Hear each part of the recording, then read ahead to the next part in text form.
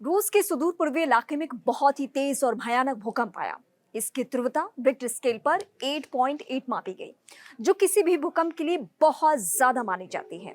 भूकंप समंदर के अंदर आया था और इसका असर इतना जोरदार था कि रूस के पास के तटीय इलाकों में सुनामी की लहरें उठने लगी।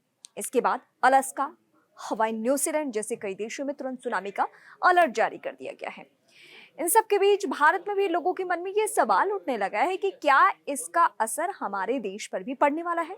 लेकिन अच्छी बात और राहत की बात यह है कि भारत सरकार की समुद्री सूचना agency Indian national centre for ocean information services ने साफ कर दिया है कि भारत और हिंद महासागर को इस भूकंप से कोई खतरा नहीं है। भूकंप रूस के कमचटका प्रायद्वीप के पास समंदर के नीचे आया है और ये इलाका वैसे भी भूकंप के लिहाज से काफी संवेदनशील माना जाता है।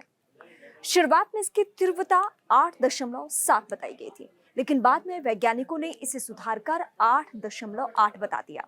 ये भूकंप इतना ताकतवर था कि इसके चलते समंदर में अचानक तेज हलचल शुरू हो गई, जिससे बड़ी लहरें उठी और सुनामी की स्थिति बन गई।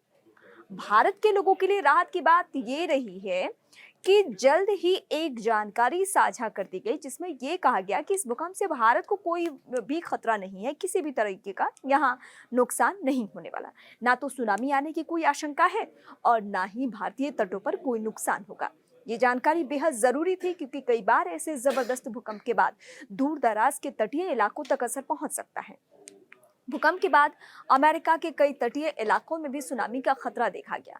खासकर पश्चिमी तट यानी वेस्ट कोस्ट, हवाई और कैलिफोर्निया में इसको लेकर अमेरिका में रह रहे भारतीयों को भी सतर्क किया गया।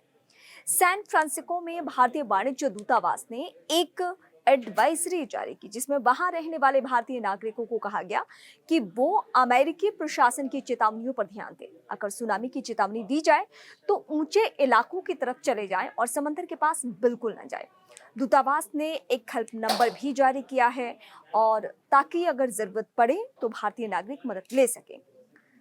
जब सुनामी का अलर्ट जारी हुआ उस वक्त वहां ऑफिस जाने का समय था और इस वजह से लोगों में अफरा तफरी का माहौल कुछ देर तक रहा। सड़कों पर भारी ट्रैफिक, लोग ऊंचे इलाकों की ओर भागने लगे। वहां भी सरकार ने सभी स्कूलों की शाम तक के शेड्यूल भी रद्द कर दिए हैं। जापान के उत्तरी हिस्सों में भी पोर्ट पर लगभग 50 सेंटीमीटर ऊंची सुनामी की लहरें आई थी, जो अब तक की सबसे बड़ी लहर के तौर पर देखी जा रही है। हालांकि अभी तो कोई जान माल का नुकसान नहीं है।